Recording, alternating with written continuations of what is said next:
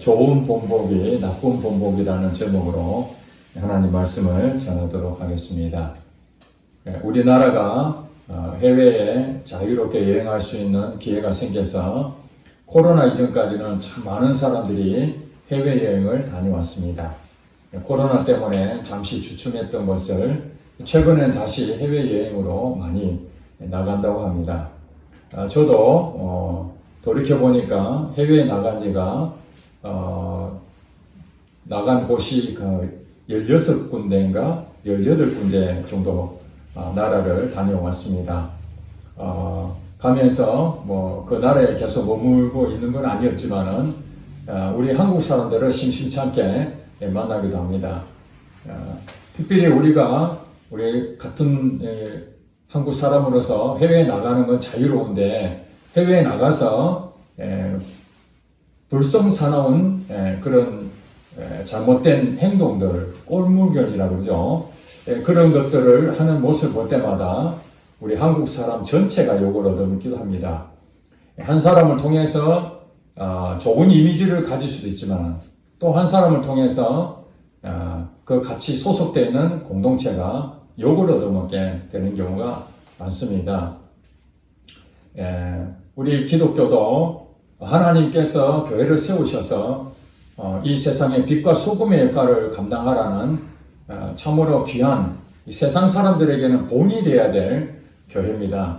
그런데 각종 이단들, 사이비들이 난무하면서 그들이 기독교라는 이름을 가장하여 사회에 무리를 일으킬 때 그들 자체뿐만 아니라 기독교 전체가 욕을 얻어먹게 됩니다. 우리 교회 안에서도 그렇습니다.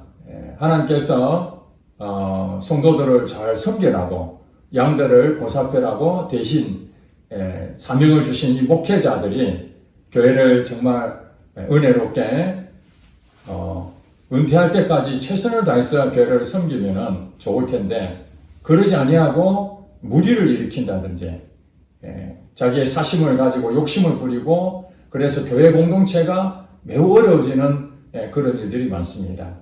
그 한 사람의 목회자 때문에 잘못된 행동 때문에 다른 목회자들이 함께 지탄을 받고 그 이미지가 완전히 실추가 됩니다.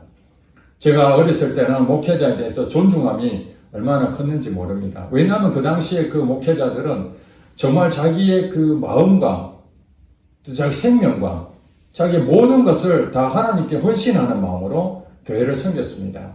그리고 장로님이 되시면은 매번 장로를 뽑는 것도 아니고 정말 언제 뽑을지 모를 정도로 최선을 다해서 교회를 섬기는 그분을 교회의 지도자로 이렇게 장로를 뽑게 됩니다.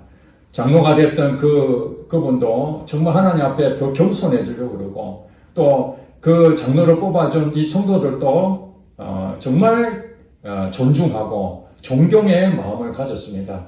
그것이 바로 교회의 본이 됐습니다. 그 목회자나 그 장로나 또 성도들도 나라와 민족을 위해서 헌신하고 독립운동에 나서고 그 중심에 교회가 중심이 됐지 않습니까? 성도들도 전심을 다해서 자기의 삶을 하나님의 말씀으로 살았을 때에 좋은 이미지가 있었습니다.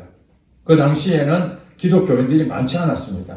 일제시대 때 정말 어려운 탄압 가운데서도 그래도 그 한 사람 한 사람들이 소수에 불과했지만은 정말 하나님 말씀대로 이웃을 사랑하고 좋은 이미지를 끼친 것 때문에 교회에 대해서 그 당시에 있는 고종 황제나 그 많은 예수 안 믿는 사람들까지도 기독교인들을 존중하곤 했었습니다.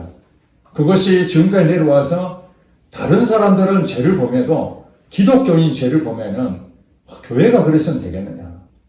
성도가 그러면 되느냐? 기독교인이 그러면 되느냐 하는 그런 잣대를 우리에게 주고 있다는 것입니다. 그것은 우리의 신앙의 선배들이 좋은 본보기를 보여줬기 때문에 우리 후손들이 그 본보기 그대로 답습해서 우리 믿지 않는 사람들에게 사회에 그러한 부분이 있어야 되는데 최근 들어서는 좋은 본보기는 점점 사라지고 나쁜 일들만 너무 많이 일어나는 것 같아서 참 가슴이 아픕니다. 오늘 성경에 보니까 이런 하나님께서 이 개인적인 부분이지만 개인의 잘못을 하나님이 책임을 물을 수도 있지만 그 개인의 책임이 공동체 전체에 미치는 영향을 생각해서 공동체 전체에 하나님이 책임을 물으실 때가 있다는 것입니다. 즉, 나 하나로 인해서 교회가 세워지기도 하고 나 하나로 인해서 교회가 무너지기도 합니다. 대한민국 사람이라는 그 정체성 하나로 인해서 나 하나로 인해서 대한민국에 대해서 이미지가 올라갈 수도 있고 나 하나로 인해서 이미지가 실추가 될 수가 있습니다. 요즘 축구 여러분 보시는 분들 많이 있겠지만은 저는 이제 손흥민 선수를 참 좋아합니다. 물론 축구를 잘하는 것 때문이도 있습니다.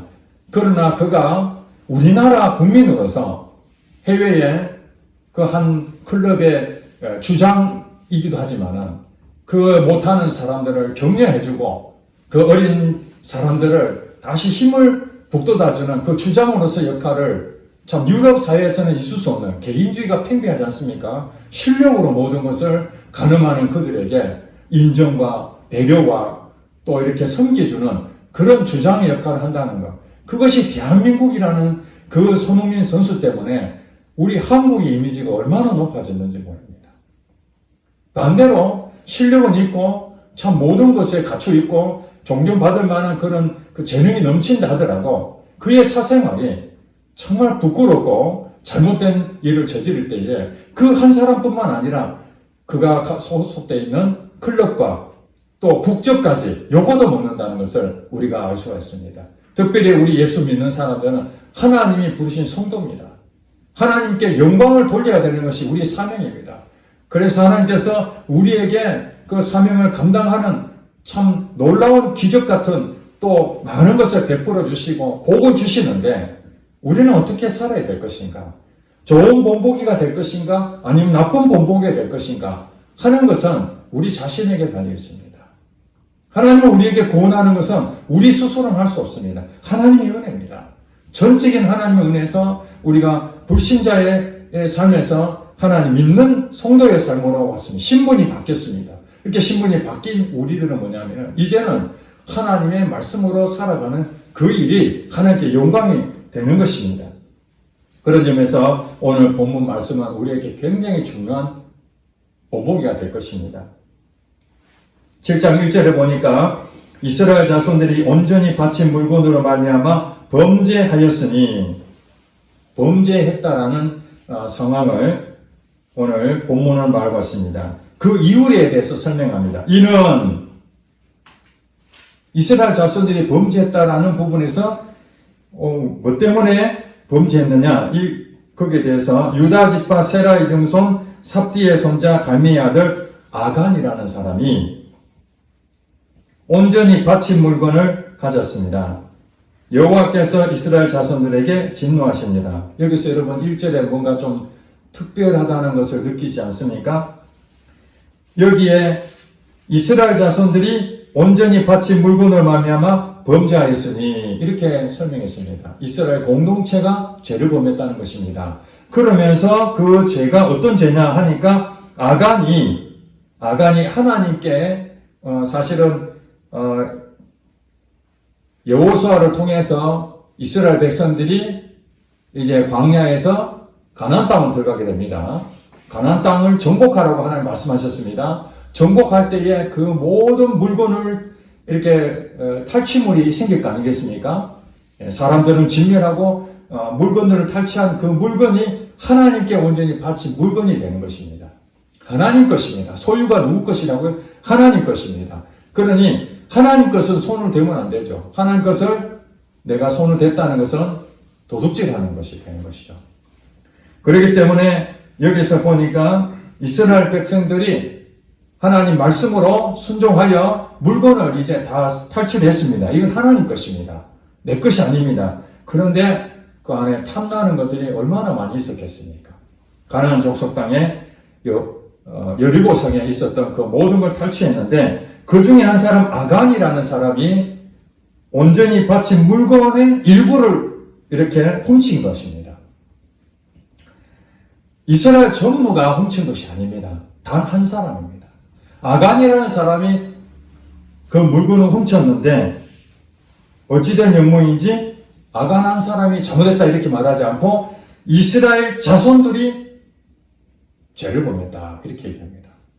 죄는 한 사람이 지었는데 그 죄에 대한 모든 책임은 공동체로 하나님 말씀하고 있는 것입니다. 사실 여러분들 우리 인류 조상이라고 하는 아담과 하와가 죄를 범했지 않습니까? 죄는 아담과 하와가 범했지만 모두가 죄를 범한 거예요. 공동체입니다. 공동체. 아담과 하와는 개인적인 죄를 범했다고 생각했을지 모르지만 그들로 인해서 그의 후손들은 모두가 죄인이 되는 엄청난 일을 그들은 생각해냈을까요? 나 하나쯤이야 생각했겠죠. 그런데 하나님께서는 개인적인 그 죄에 대해서 물을 때도 있지만 그 개인적인 죄가 공동체 전체의 책임으로 물을 수가 있습니다. 그런 점에서 나 하나 때문에 공동체가 세워지기도 하고 나 하나 때문에 공동체가 무너질 수 있다는 사실입니다. 이 일로 인해 가지고 그 다음에 여호수아가 여리고성을 쉽게 점령하고 그 다음에 두 번째 성 아이성으로 공격하게 됩니다. 이 사실에 대해서는 하나님만 알고 있지 아무도 모르는 상황이었습니다. 아간이 그 일부를 숨겨놓은 것은 아간 혼자 알고 있었고 하나님만 알고 있었습니다. 아무것도 몰랐던 이 여호수아는 그 다음 성인 아이성을 공략하려고 계획을 짜고 있는데 사람들이 그 아이성을 보고 여리고성은 엄청 큰 성인데 그거는 쉽게 공략했으니 아이성은 굳이 다 할 필요 없다. 이렇게 인간의 생각을 했지만은 그것이 사실은 하나님의 계획하심이었습니다.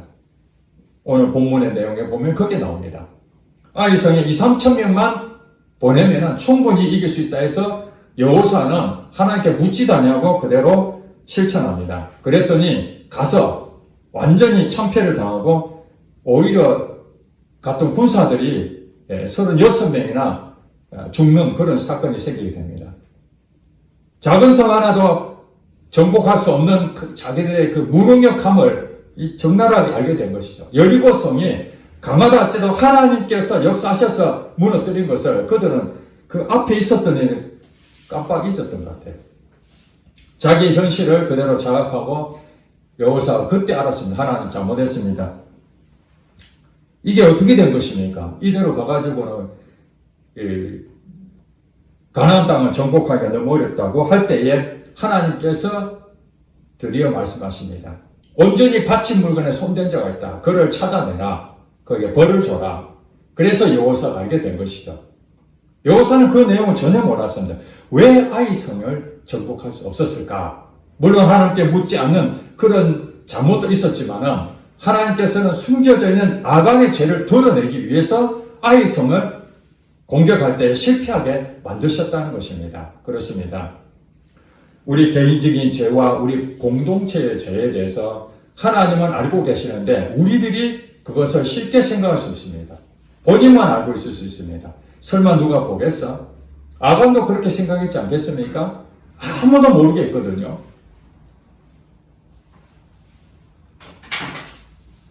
그런데 우리가 이것을 생각해 볼 수 있습니다. 아간만 그런 욕심이 났겠습니까? 이스라엘 백성 모두가 다 연약한 자들입니다.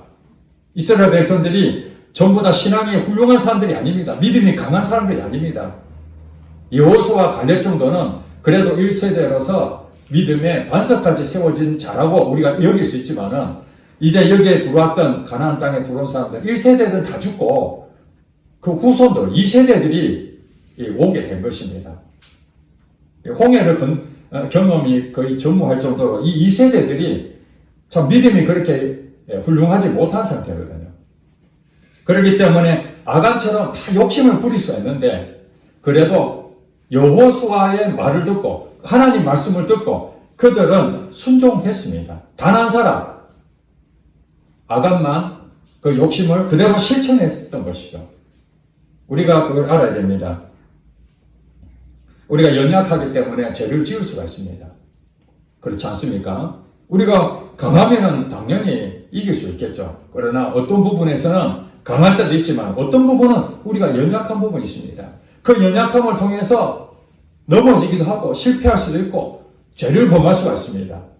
그러나 하나님이 원하시는 것은 우리의 체질을 아신다고 지난번에 말씀드렸습니다. 우리가 연약하다는 거 하나님 다 알고 계십니다. 그럼에도 불구하고 하나님은 우리가 죄 가운데에 당연히 빠져 살아라고 하는 것이 아니라는 것입니다. 연약하다고 곧 죄를 반드시 짓는다는 것은 아닙니다. 그 연약함 속에서도 하나님 말씀대로 순종하게 되면, 하나님하고 관계를 맺게 되면, 하나님의 인도를 받게 되면 그 연약하지만은 능히 이겨낼 수 있다고 하나님 말씀하십니다. 로마서 8장에 보면 그렇게 얘기합니다. 우리가 육신 연약하여 할 수 없는 그것을 하나님은 하시나니 성령을 따라 행하는 우리에게 하나님은 율법의 요구를 이루어지게 하신다. 하나님이 모든 걸 다 하실 수 있지만은 연약한 우리들이 할 수 없는 그것을 성령의 인도함을 받아 행동하는 자들에게는 율법의 요구가 이루어지게 하실 수 있다는 거예요. 예수를 믿지 않았을 때는 내 힘으로 아무리 노력해도 할 수가 없습니다. 왜냐하면 신분이 이미 죄인이기 때문에. 그러나 신분이 바뀐 예수 믿는 사람들은 연약함을 그대로 갖고 있지만은 얼마든지 성령을 따라 행하면은 죄를 범하지 아니할 수 있다는 것입니다. 우리가 사단의 속는 게 바로 그겁니다. 우리는 완벽한 것을 생각하는데 사단은 끊임없이 우리에게 하나도 죄를 짓지 아니하고 완벽한 자로서 하나님 앞에 서 있는 것으로 그렇게 착각하게 만듭니다. 그게 속임수입니다. 사단은 거짓말쟁이요, 속이는 자요, 사람을 죽이고 빼앗는다고 그렇게 말합니다. 사단의 속성이 바로 그겁니다. 사람을 속이고 거짓말하고 결국에는 욕심을 부려서 죽게 만듭니다. 하나님은 우리가 완전하다고 말하지 않습니다. 완벽하다고 말하지 않습니다. 하나님이 완전하고 하나님이 완벽하신 분입니다. 그분을 믿는 것입니다. 그분을 믿고 순종할 때에 하나님이 역사하시는 것이죠. 그 죄를 범하지 않을 수가 있습니다. 우리가 성령에 충만해야 될 이유가 무엇입니까? 날마다 너희는 성령 충만함을 받으라.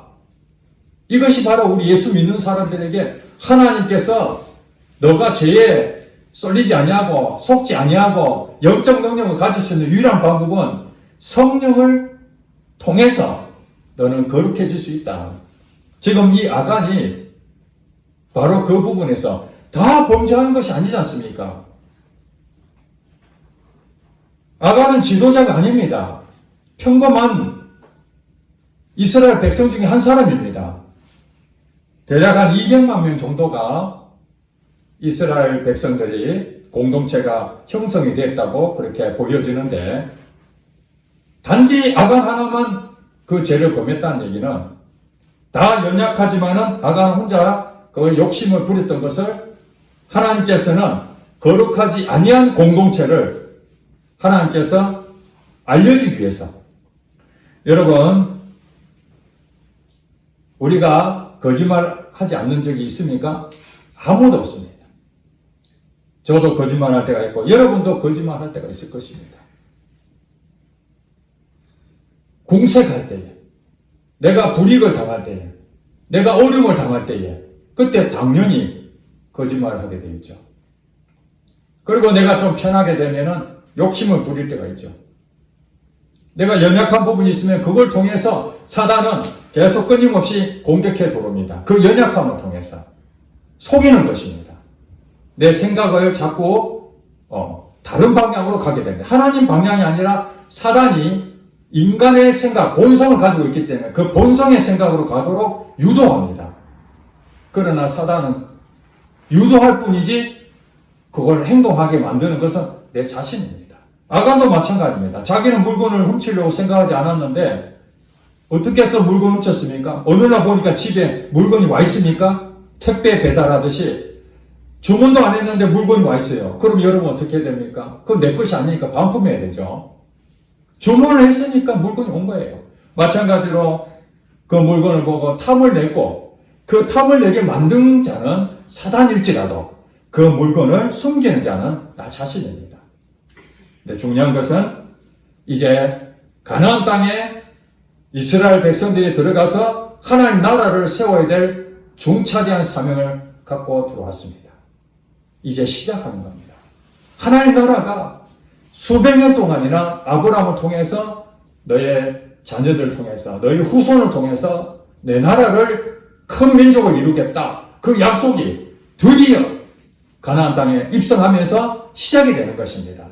약속으로 받은 것이 성취되는 그 첫 번째 단계에서 이제 교회 공동체 성도들은 어떻게 됩니까? 하나님과 관계에서 하나님은 나의 아버지가 되시고 나는 자녀가 되고 하나님 말씀하시면 나는 순종하고 그것이 하나님의 복을 누리는 가나안 땅이거든요.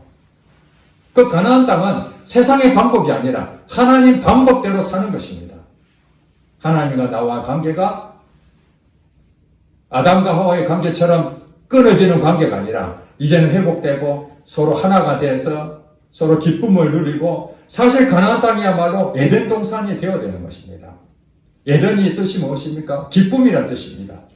그 가나안 땅은 하나님과 함께하는 기쁨의 동산이 되는 것이 이스라엘 민족의 사명이었습니다. 그러려면 하나님의 말씀대로 순종하고 거룩한 모습을 갖춰야 되는 것이죠. 하나님이 진노하신 이유는 그 거룩성을 훼손한 자가 바로 아간이었기 때문에 그 한 사람 개인적인 아주 지극히 작은 일을 할지라도 그것을 왜 이스라엘 공동체의 죄로 그렇게 하나님 말씀하셨는가? 그것이 바로 여러분 제일 먼저 건물을 지을 때에 1등을 세워야 되지 않습니까? 지금 구미에도 금호산 사거리에 이 아파트가 이렇게 지금 올라가고 있습니다. 갑자기 올라가는 게 아니잖아요. 제일 먼저 뭐합니까? 기초를 튼튼하게 해야 됩니다. 높이 올라갈수록 기초를 튼튼하게 넣으면 거기에 대해서 이런 자재들도 정말 좋은 자재를 써야 되고 기준에 정확하게 맞춰야 되고 이 기초 공사를 잘 해야 됩니다. 지금 이스라엘 백성들은 교회 공동체가 가나안 땅에서 하나님 나라를 세우는 기초 공사 지금 시작해야 됩니다. 기초 공사를 해야 되는 이 상황에서 이 거룩을 훼손하는 이 잘못된 것이 섞이게 되면 불순물이거든요, 이것이. 이 죄가 바로 영적인 불순물이거든요.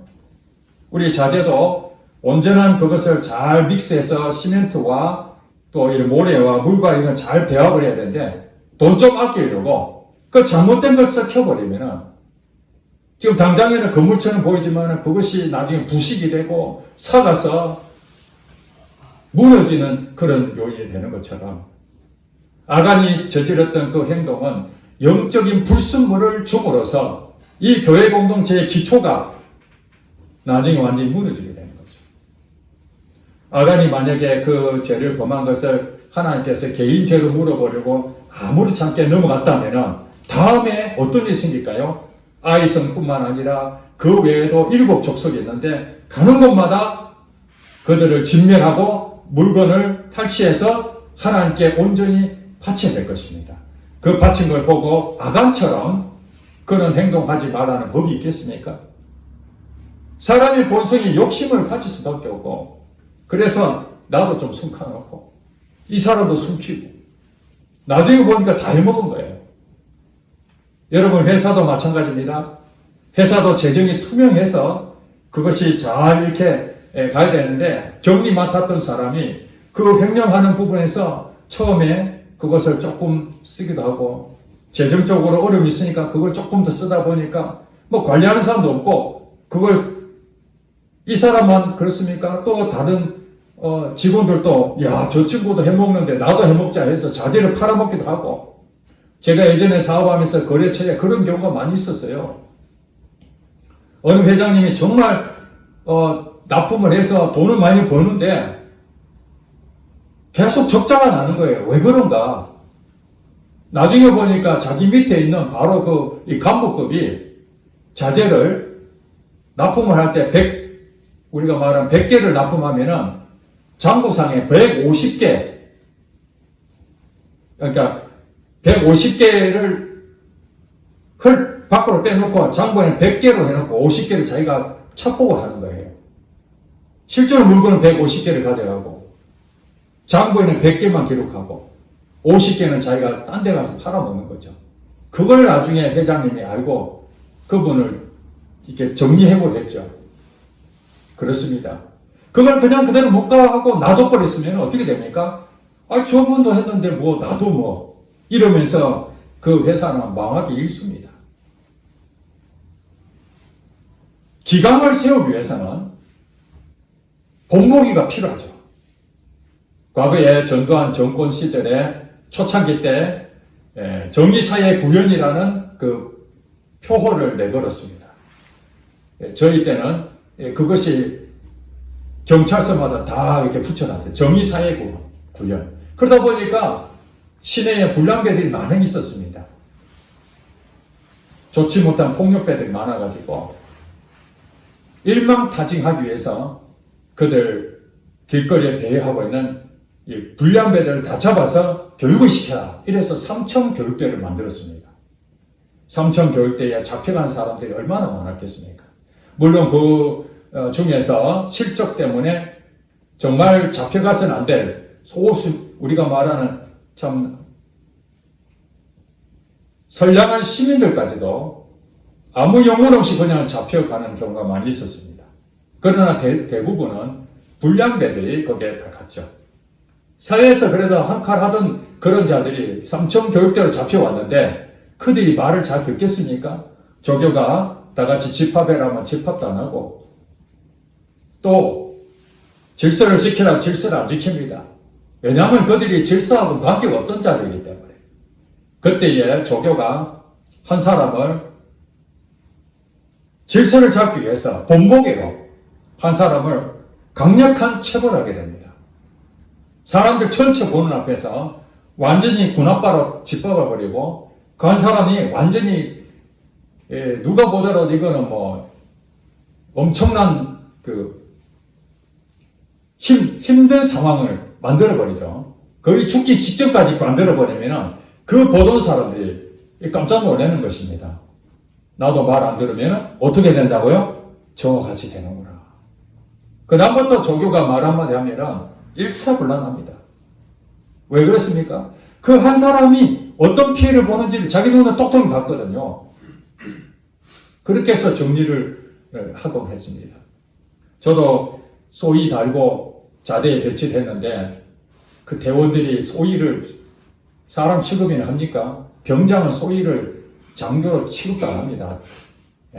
초급 간부는 사람 취급도 안 합니다. 하사관이, 오래된 하사관이 저희 부하지만은 저를 위해서 아주 쉽게 생각하는 거죠.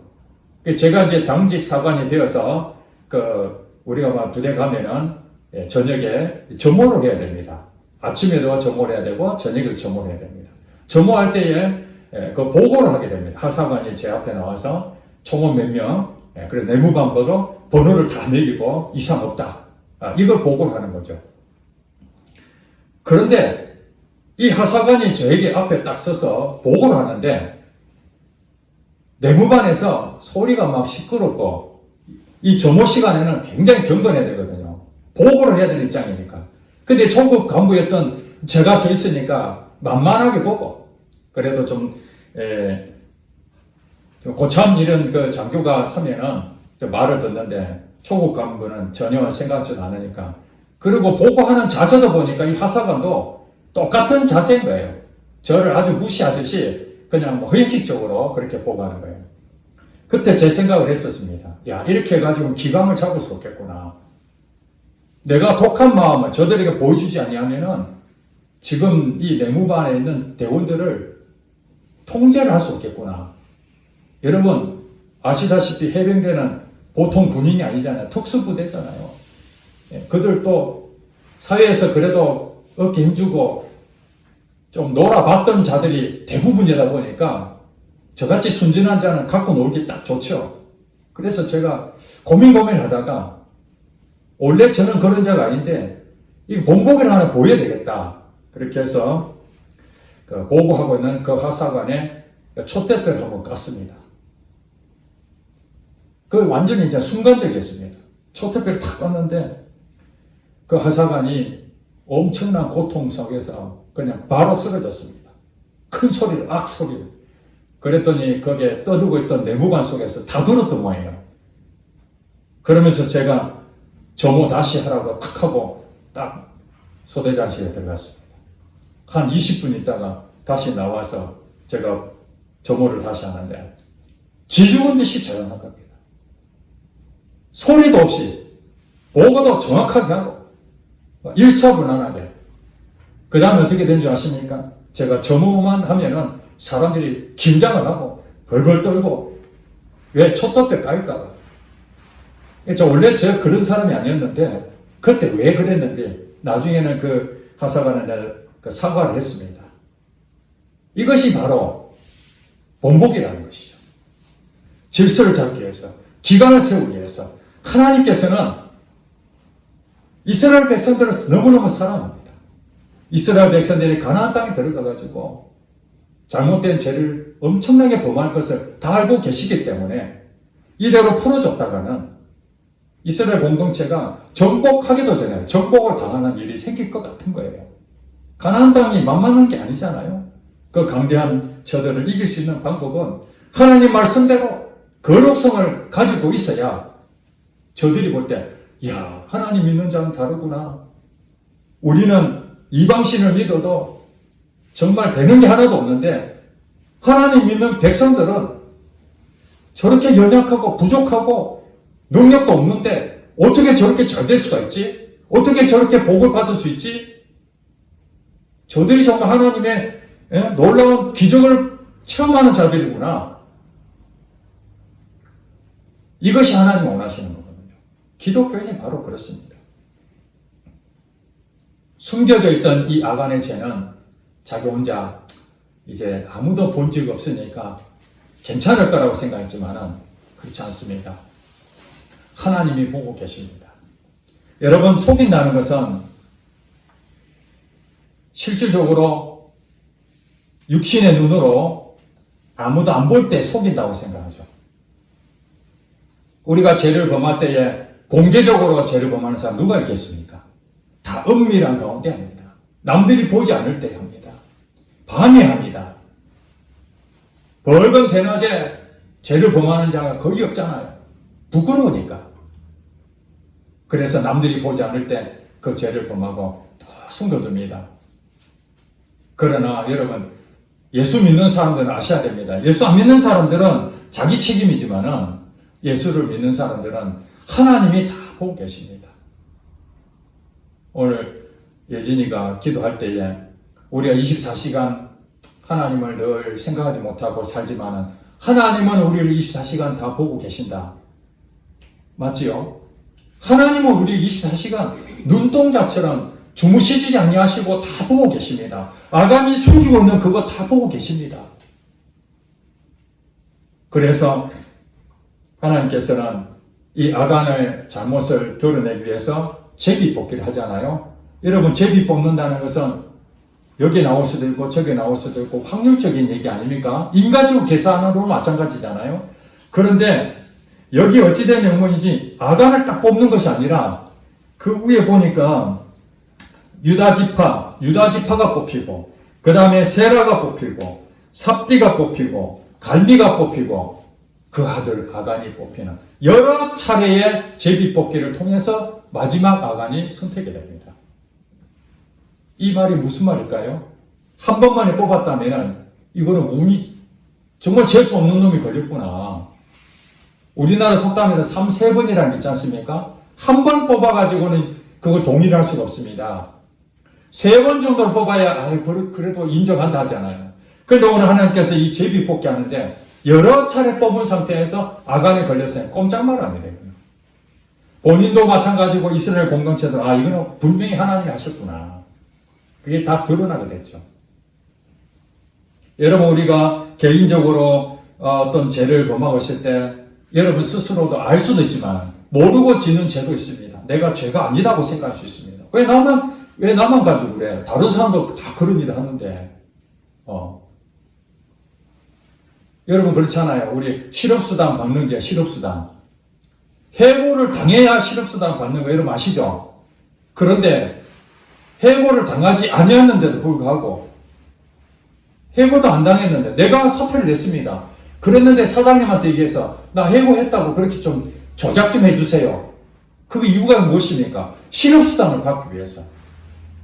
그래서 사람들이 그런데 야, 너 해고도 안 당했는데 너 실업수당 받으면 되겠어? 이렇게 말하는 사람 있습니까? 그런 사람보다는 야, 너 멍청하게 그렇게 나오지 말고 사장님한테 얘기해서 해고 당했다고 그래. 그 눈먼 돈이야. 정부 돈은 먼저 빼먹는 사람이 임자야. 그렇게 해서 다 타먹잖아요. 그 바람에 정작 정말 실업수당이 필요한 사람들이 지금 조정을 해야 된다고요. 실업수당에 대해서. 직장에 다녀야 되는데 직장 안 다니고 수당 받아서 직장 다니는 것보다 계속 받아내니까 한 사람이 몇 달 다니고 그만두고 실업수당 받아먹고 또 다니다가 그만두고 실업수당, 그게 원래 취지가 아니잖아요. 취업을 하기 위해서 내가 그동안 생활의 어려움 때문에 그것 도와주려고 정부에서 준 돈인데 이거 남들이 다 해먹으니까 나도 해먹어야 된다. 이렇게 됐을 때에 비록 그가 욕심을 부려서 가졌다 해서 세상에서는 죄가 아니라 할지라도 불법을 숨겨주는 걸 안 들키면 죄가 아니라고 생각할 수도 있지만 하나님 백성에게는 하나님이 다 보고 계셔서 아이성이 쉽게 그걸 정복할 수 있는데도 불구하고 아이성의 실패를 경험하게 만들 수도 있다는 것입니다. 혹시 여러분 가운데에 여러분이 아무 문제가 없다고 생각했지만 어떤 문제가 생긴다든지 예상치 못했던 그런 일들이 내게 일어나게 됐을 때 제일 먼저 살펴야 될 게 무엇인가? 혹시라도 내가 하나님의 말씀대로 순종하지 아니할 것이 있는가? 아간의 죄를 범하고 있는 건 아닌가? 이걸 먼저 생각해야 됩니다. 그리고 나 때문에 나 하나로 끝나버리면 되는데 나 때문에 공동체가 같이 피해를 보는 일은 없는가? 그것도 생각해야 됩니다.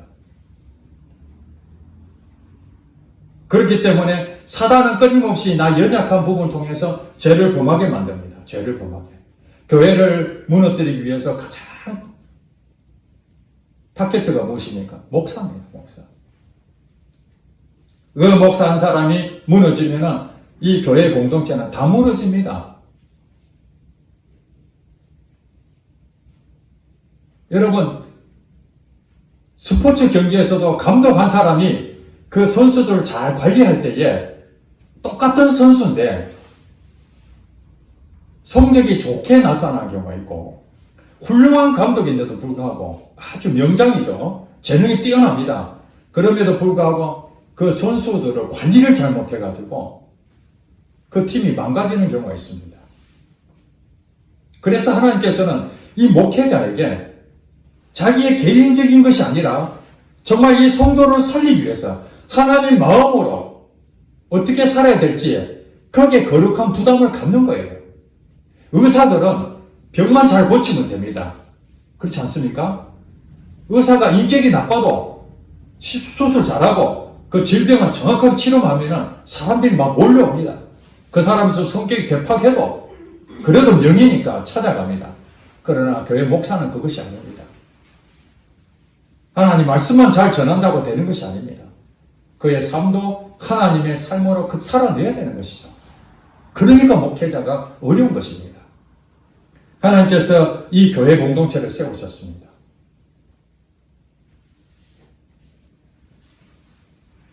언젠가는 저도 은퇴하는 날이 올 것입니다. 그때에 이 교회가 존재하는 한, 하나님이 이 교회를 통해서 역사하시는 한은 1대, 2대, 3대 이 목회자들이 계속 이어질 것입니다.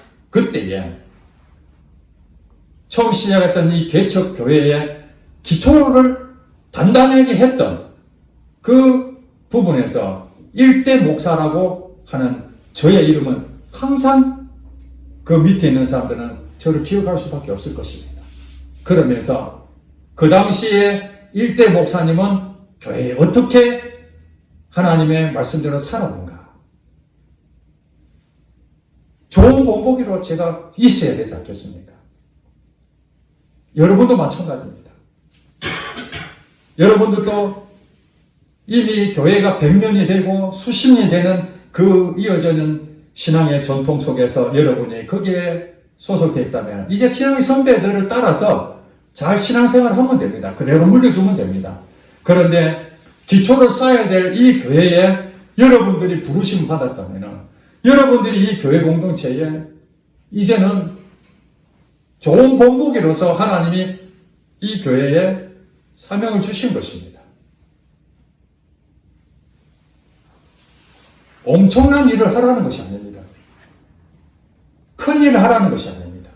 오늘 여호수아처럼 지도자로 쓰임 받는 사람이 있지만 아간이 아니라 다른 일반 백성들도 얼마든지 죄를 범할 수 있고 얼마든지 나쁜 그런 행동도 할 수 있고 욕심을 부릴 수 있지만은 아간처럼 하지 아니한 이것들이 그들에게는 좋은 공동체를 세우는 한 부분으로 작용했지 않겠습니까?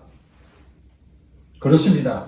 이름 있고 이름 없고가 문제가 아니라 우리 한 사람 한 사람 하나님이 세우신 것은 이 교회를 여러분 한 사람 때문에 정말 반석까지 세워진 기초를 세운 성도가 될 수도 있고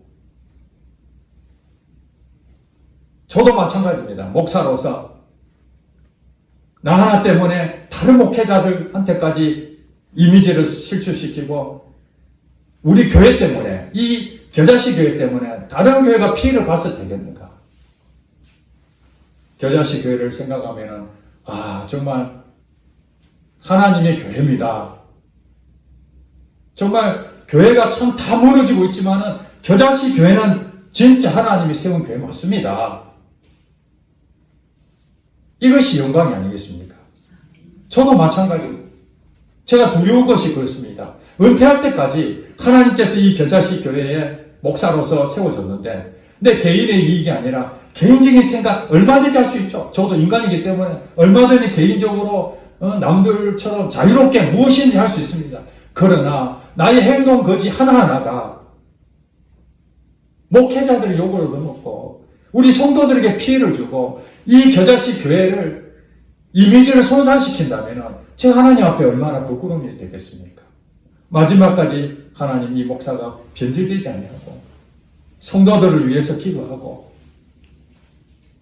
하나님을 위해서 할 수 있는 일이라면 내가 비록 연약하고 부족하지만 끊임없이 성령을 구하고 그 말씀을 통해서 계속해서 내 마음이 회복이 되고 저도 연약하지 않습니까? 어떤 유혹이 올지 모르잖아요. 제가 약한 부분이 있거든요. 그때마다 넘어져 버리면은 여러분이 어떡합니까? 목사를 위해서 얼마나 걱정이 되겠습니까?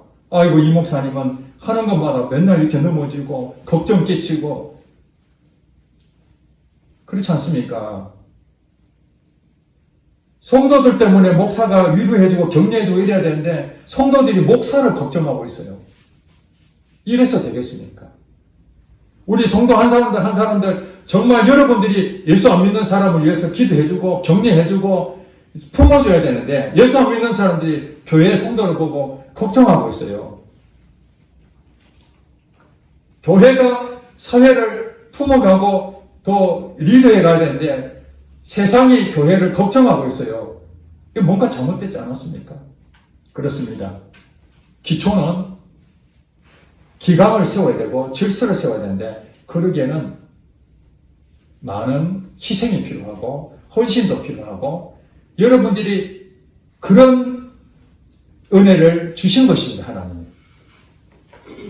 100년 이상 되는 교회 다니는 사람은 거기에 몫이 있지만 이제 기초를 다져야 될 저와 여러분들은 여기서 남들이 보지 못한 눈물과 힘든 그런 상황에서도 다른 데에 누릴 수 있는 것들을 포기하고 이 작은 교회를 섬기고 희생하고 그 본보기, 좋은 본보기를 주시는 그것으로 통해서 이제는 여러분들 뭐냐면 그 후손들이 이 교회를 다니는 그 믿음의 후손들이 우리의 선배들이 했던 그 눈물의 그 씨앗으로 그들이 하나님을 찬양하고 하나님 높이는 일이 그것이 우리의 열매라는 것이에요.